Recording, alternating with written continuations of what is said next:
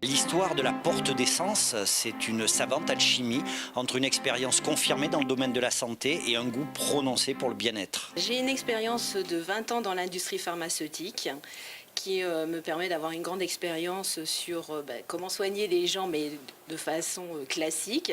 Et ensuite, un grand intérêt personnel pour les médecines douces. Et après, ouverture de la porte d'essence. Comme souvent, le passage à l'acte de la création s'est fait suite à une réorientation professionnelle. Suite à un plan social, j'ai sauté le pas pour créer la porte d'essence. C'est vrai que j'ai voulu mettre à profit mon expérience professionnelle et mon intérêt pour les médecines douces.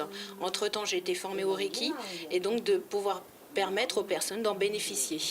Et ce qui fait que j'ai sauté le pas suite à ce plan social. Vous avez aussi suivi une formation en aromathérapie. C'est l'occasion qu'on en sache un petit peu plus.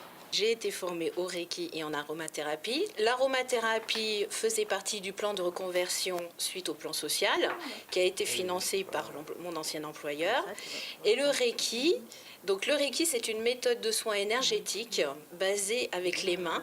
Et on capte l'énergie qui nous entoure pour la retransmettre à la personne. Et on va pouvoir traiter le corps physique, le corps mental et le corps émotionnel. C'est vraiment une prise en charge globale qui justement fait sa différence par rapport à la médecine holistique, traditionnelle aujourd'hui. Pour créer cette entreprise de la porte d'essence, vous avez bénéficié d'un accompagnement de la Chambre de commerce et d'industrie. De quoi aviez-vous besoin au départ et au bout du compte, qu'est-ce que vous a amené cet accompagnement ? J'ai commencé par le 5 jours pour entreprendre, où là on voit tous les domaines qui permettent de créer et de finaliser aussi son projet professionnel.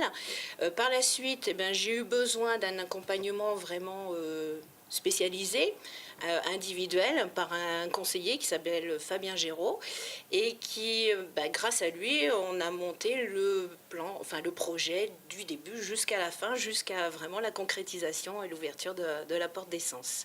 Et je le recommande vivement, cet accompagnement, puisque au départ, on ne connaît rien à cet environnement, pour ma part, notamment tout ce qui est fiscalité, comptabilité, et tout ça nous permet de le voir de façon complète. Avec l'ouverture de la porte d'essence, Estelle vous propose de vous sentir mieux, d'aller mieux, et dans le même temps, elle se sent beaucoup mieux dans son nouveau rôle de chef d'entreprise.